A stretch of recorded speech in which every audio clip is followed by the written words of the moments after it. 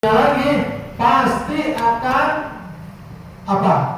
Menerima ujian, cobaan. Nggak mungkin kita hidupnya mulus-mulus saja. Pasti ada naik turun.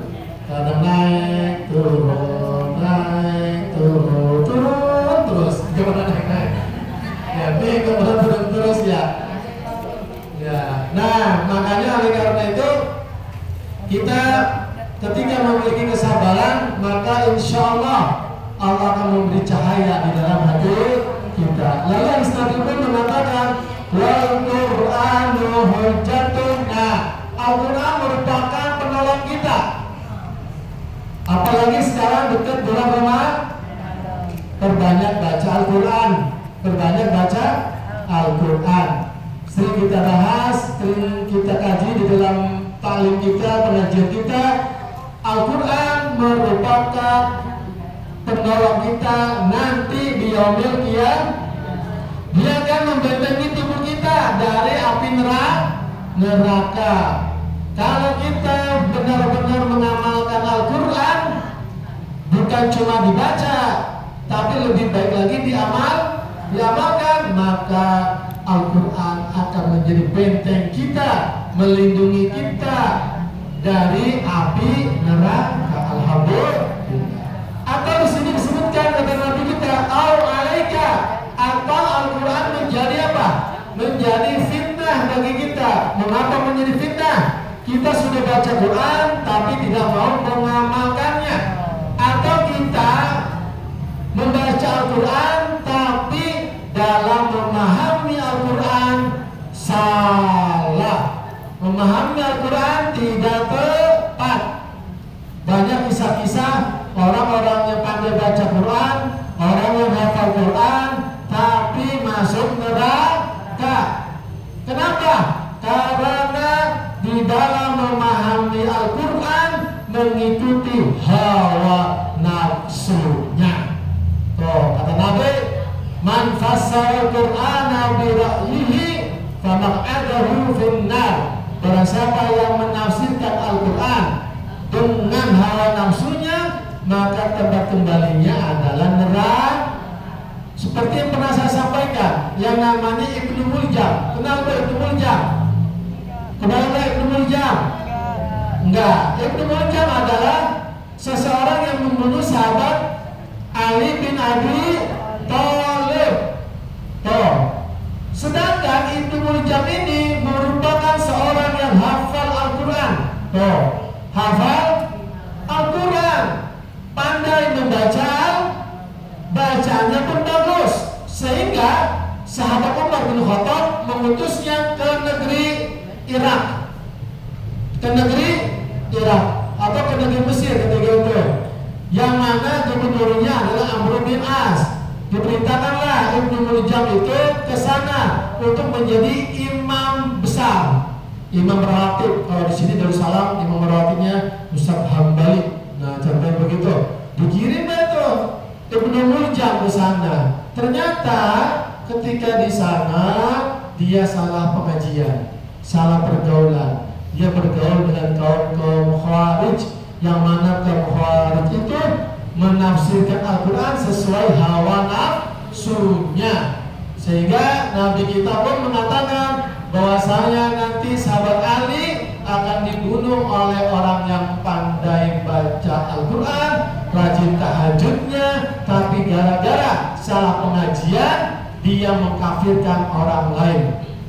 Jadi Ibnu Muljam itu mengkafirkan sahabat Ali bin Abi Thalib, sehingga kata Ibnu Muljam, darahnya Sayyidina Ali, sahabat Ali itu halal, boleh dibunuh. Maka ketika itu sahabat Ali dibunuh oleh Ibnu Muljam. Nah, orang-orang yang seperti ini hujjatun alaihi, menjadi fitnah yang nanti dia akan dimasukkan ke dalam neraka gara-gara salah menafsirkan Al-Quran.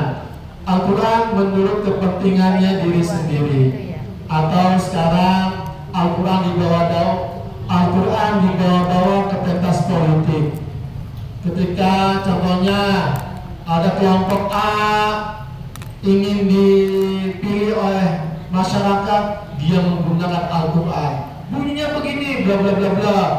Yang milih saya maka mengikuti Al-Quran. Kalau yang tidak memilih saya maka dia termasuk orang kafir. Nah itu sama saja seperti menafsirkan Al-Quran sesuai dengan keinginannya sendiri. Sampai-sampai Al-Quran dibawa-bawa, ayat-ayat dibawa untuk kepentingan pribadinya atau kepentingan politiknya. Nah itulah nanti Al-Quran akan menyeretnya ke dalam api neraka. Nauzubillah min. Lalu hadis Nabi pun dilanjutkan, kullun nasi yaqtu fa ba'i'un nafsahu fa mu'tiquha aw mubiquha. Bahwasanya setiap manusia itu di pagi hari melakukan transaksi jual beli kepada Allah Subhanahu wa Ta'ala. Paginya apakah dia berniaga kepada Allah mencari untung atau malah mendapat rugi? Setiap pagi itu kita akan mengikuti hawa nafsu atau melepaskan hawa nafsu. Kalau kita mengikuti hawa nafsu, berarti kita menjual keimanan kita kepada syaitan. Kalau kita meninggalkan hawa nafsu, berarti kita mencari ridha Allah Subhanahu wa Ta'ala. Oleh karena itu setiap pagi kita masing-masing selalu diingatkan bahwasanya setiap ingin beraktivitas berdoalah kepada Allah supaya di pagi hari kita memasrahkan diri kita terbebas dari hawa nafsu. Makanya anjuran Nabi kita kan, kalau kita beraktivitas di pagi hari, sebelum beraktivitas di pagi hari kita mengucapin apa doanya? Amantu billah, tawakkaltu ala Allah, la haula wala quwata illa billahil aliyil azim. Itu doa kata Nabi kita mendapat beberapa keuntungan. Pertama, kita terhindar dari godaan syaitan. Kita terhindar dari godaan syaitan. Yang kedua, Allah akan menjaga keimanan kita. Yang ketiga, Allah akan memberikan keberkahan di dalam hidup. Allah setiap hari di pagi hari kita membaca amantu billah tawakkaltu ala Allah la haula wala quwata illa billah, akan mendapat 3 faedah. Makanya kita rutin ya sebelum aktivitas, ibu-ibu pagi-pagi sebelum belanja sayuran, ya sebelum belanja sayuran pergi ke tempat sayuran berdoa dulu, ya keluar rumah doain tadi amantu billah tawakkaltu ala Allah la haula wala. Kalau kita melihat ada seseorang memberikan kata-kata mutiara, beliau berkata hari kemarin adalah sejarah, hari kemarin adalah sejarah udah. Hari ini anugerah. Mengapa? Karena kita masih diberi hidup oleh Allah, masih diberi kesehatan oleh Allah. Makanya hari ini merupakan anugerah dari Allah. Sedangkan hari esok adalah misteri. Betul nggak? Hari esok misteri. Kenapa? Ya kita nggak tahu. Besok kita masih ada atau malaikat Israel sudah mampir ke rumah ibu-ibu, bukan ke rumah saya. Contohnya, karena makanya sistemnya hari esok adalah misteri, nggak bisa. Apakah ibu besok jadi belanja ke Tanah Abang, berseragam nanti? Kita tahu. Ya, apa ada dagangan lagi? Maulid lagi? Contohnya ada Isra Mi'raj? Kita nggak tahu. Meskipun kita sudah mempunyai rencana, tetapi Allah lah yang akan menentukan jadi atau tidaknya. Maka itu Hari kemarin sejarah, hari ini anugerah, hari esok adalah misteri.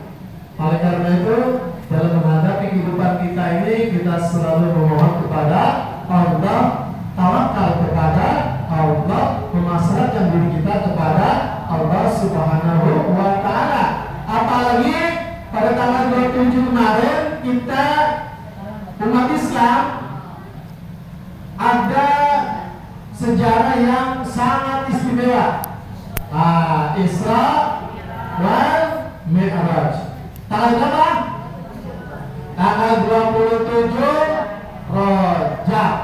Nah, kisah Isra wal Mi'raj ini diabadikan dalam Al-Quran. Di ayat berapa? Ayat Al-Isra. Juz berapa? Juz 12. Berapa ya? Kemarin baca. Ya. Bagaimana bunyinya? Subhanalladzi asra bi'abdihi lailan minal masjidil haram ilal masjidil aqsa. Nah, itu ibu udah hafal semua ya, keren-keren ya. Masya Allah. Nggak cuma-cuma setiap hari, setiap minggu ada maulid datang, nggak cuma-cuma ada Isra datang. Gak cuma-cuma, meskipun setelah pulangnya bawa besek, tapi gak cuma bawa ilmu juga, bawa berkat dan juga bawa ilmu. Enak Bu ya? Makanya mudah-mudahan kalau mau bang ini setiap bulan ada acara, ini diundang terus, ya supaya dapat ilmu dan juga dapat berkah. Tapi Bu, apa yang dihidangkan di Maulid Isra Mi'raj itu merupakan makanan-makanan yang mengandung keberkahan. Karena ketika kita baca Quran, baca barzanzi, baca maulid, tahlil dan zikir, itu rahmat Allah turun ke diri kita maupun ke makanan-makanan yang ada di depan kita. Makanya jangan disisakan. Bawa plastik. Iya. Kan kalau rumah niatnya untuk dimakan, dari sini dihabisin. Ya. Bawa sendiri. Pakai sebel plastik dari rumah. Bawa tas aja teh, jangan apa-apa dah. Iya. Iya tas aja udah bawa. Jadi memang itu, saya juga diajarin oleh guru-guru saya. Setiap kita baca Quran, kalau ada air minum dibuka aja air minumnya akuanya, supaya apa namanya rahmat Allah turun ketika kita baca. Nah, baik ke makanan, ke minuman, ke diri kita, itu alhamdulillah. Makanya oleh karena itu kita ketika melihat Isra wal Mi'raj itu merupakan peristiwa yang sangat luar biasa. Makanya diabadikan dalam Al-Quran. Subhanalladzi asra bi'abdihi lailan minal masjidil haram ilal masjidil aqsa. Nabi kita dari kota Mekah dari Masjidil Haram kemana? Palestina, ke Masjidil Aqsa. Dari Masjidil Aqsa ke langit pertama, 2, 3, 4, 5, 6, 7 sampai namanya Sidratil Muntaha. Tetapi di dalam kejadian-kejadian tersebut ada beberapa hikmah yang harus kita teladani. Yang pertama, hikmahnya sebelum Nabi Isra Mi'raj, Nabi dibelah dulu dadanya, disesar dulu dadanya. Kalau ibu perutnya disesar, Nabi dadanya disesar. Kenapa? Untuk membersihkan hatinya. Membersihkan hatinya supaya kuat melihat kejadian-kejadian yang luar biasa. Bukan biasa di luar, tapi luar biasa. Karena nanti kisah Isra wal Mi'raj itu kejadian-kejadiannya itu luar biasa, fantastik. Ya, fantastik, luar biasa. Untuk supaya Nabi Muhammad tidak pingsan, tidak shock, hatinya dikuatkan. Makanya kalau kita ingin kuat dalam menghadapi kehidupan, hati kita harus dibersihkan setiap hari dengan membaca kalimat la ilaha illallah dan istighfar.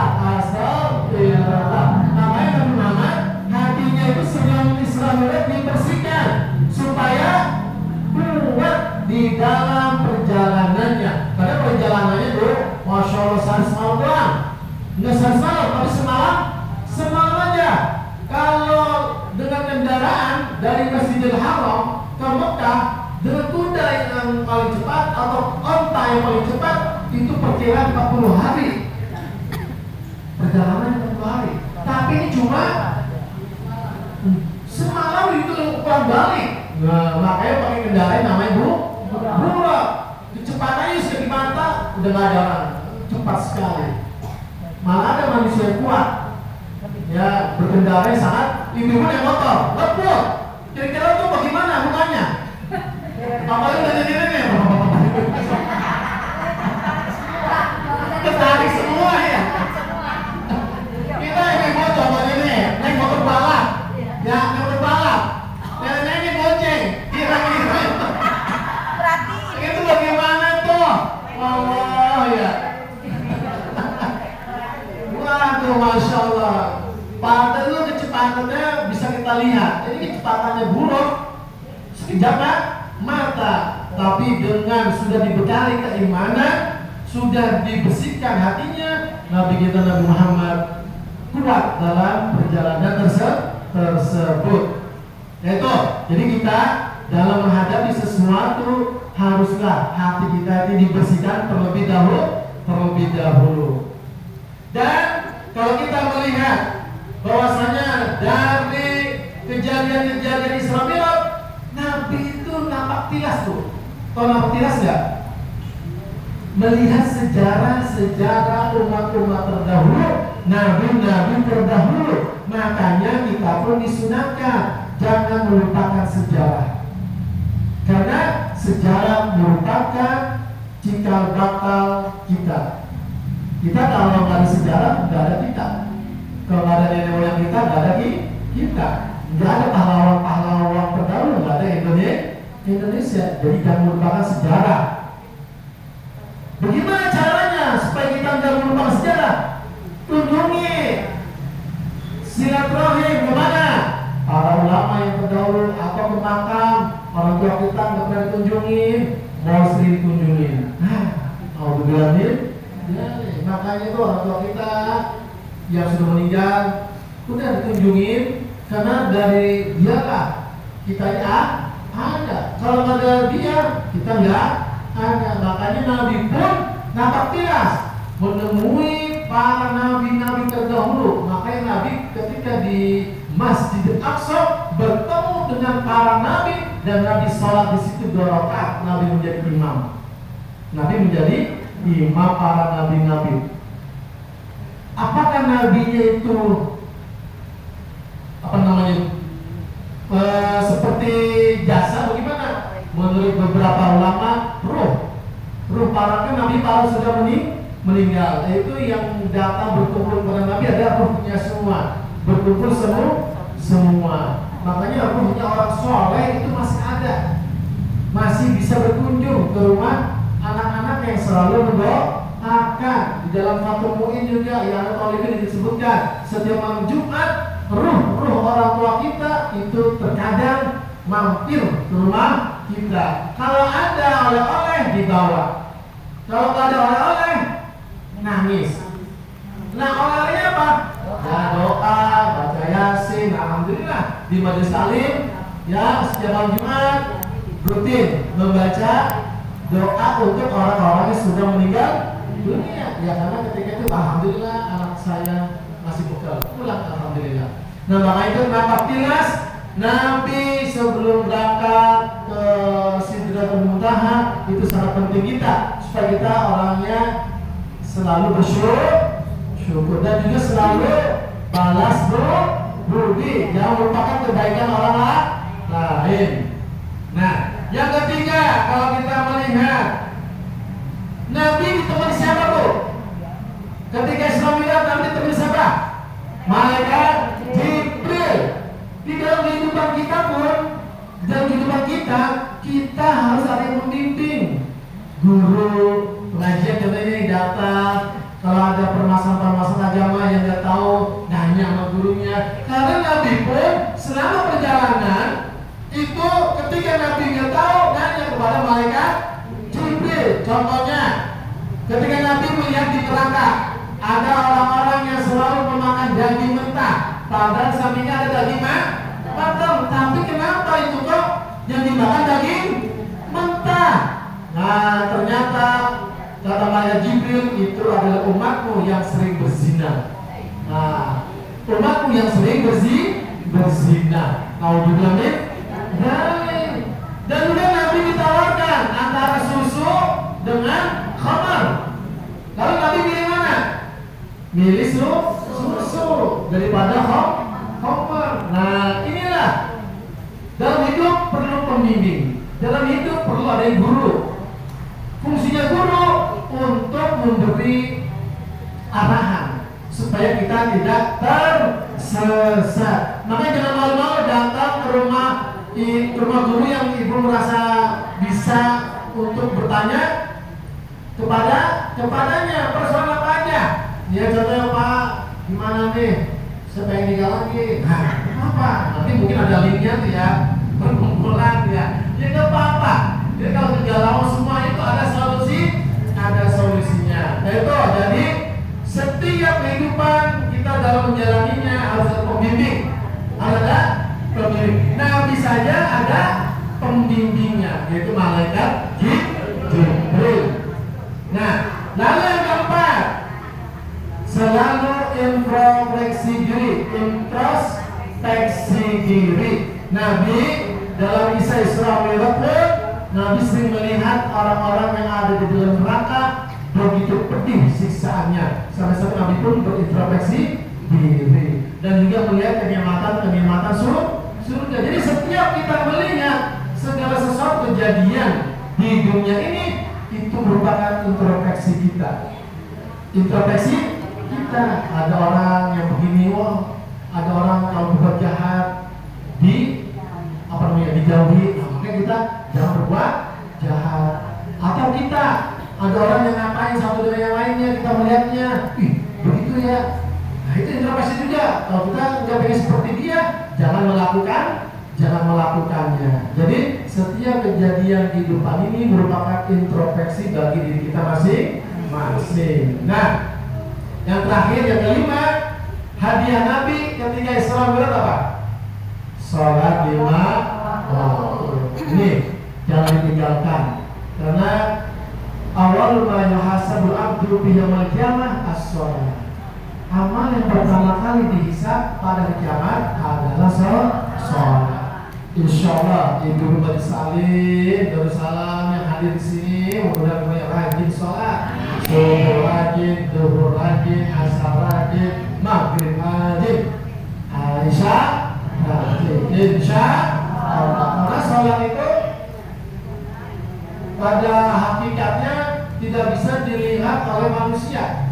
Ya, sholat itu ya kadang-kadang saya belum pernah melihat ibu sholat subuh, belum pernah saya.